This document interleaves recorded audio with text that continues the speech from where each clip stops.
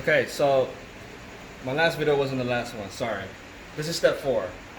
Once you bleed the cooling system of any trapped air, you want to pressurize the system, make sure it holds pressure and everything is nice and tight.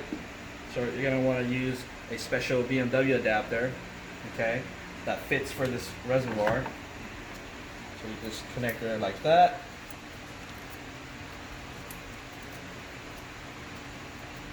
Nice and snug. Then you get your pump. Got the gauge here. This is the handle that puts air into the line, into the cooling system, creates pressure. Alright, so you want to just connect the adapter to the BMW adapter, nice and tight, and then you pump. I normally go to around 15 psi on the gauge, right? You don't want to go too high. You don't want to get into the red zone, which is around 20 psi. So 15 to 18 psi is good. Okay, just keep pumping. Right about there is good. That's about 15 to 18 psi. And what you want to look for is the needle movement. It should stay in place. It stays still. If the needle starts to drop down, then it's losing pressure. That means there's a leak somewhere in the system.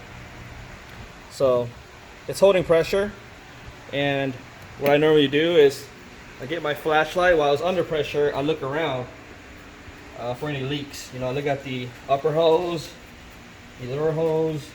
It looks good. So that means that radiator I bought off eBay, it's actually a good radiator.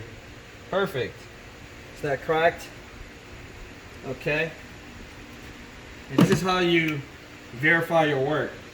You know, sometimes I'll leave this pressure on there for like 10 to 15 minutes. Maybe I'll go to lunch and just come back and see if it held pressure. Now it's normal to drop some pressure, you know, but that's normal. You don't want to see a substantial drop like 10 to 15 psi, which is all of it. Then there's a huge leak and it's pretty obvious. You'll just see it pouring out from the bottom. So it looks pretty good. It's holding pressure. There's no leaks, and we're not quite done yet. We know that there's no leaks. Now we need to bleed it again. In the last video, I put the link in. I showed you how to bleed it manually with the bleeder screw removed. That's the first step on bleeding the system. The second step is you need to bleed it electronically. You need to hook up a battery charger to the jump points here, and then it needs to be charging at 13 volts for it to work, and then you'll have the electric coolant pump operating to bleed out the system, which I'll talk more about in the next video. Okay, thank you.